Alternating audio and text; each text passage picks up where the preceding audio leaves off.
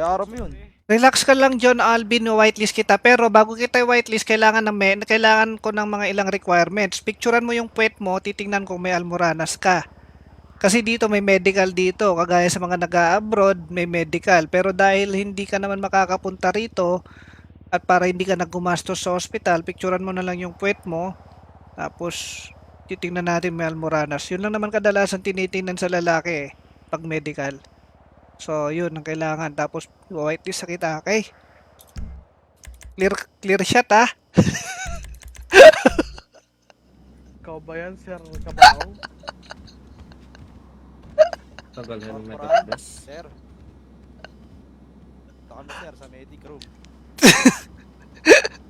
Sige, Sir, pagamot ka na, Sir. Dapat malinaw, ha? O, online physical exam. Pahinga ko muna. Online Sir, physical exam mangyayari dito. Recruit. Anong pangalan ng ano kanina, hostage? Takpan mo yung itlog mo, ha? Di kailangan makita yon.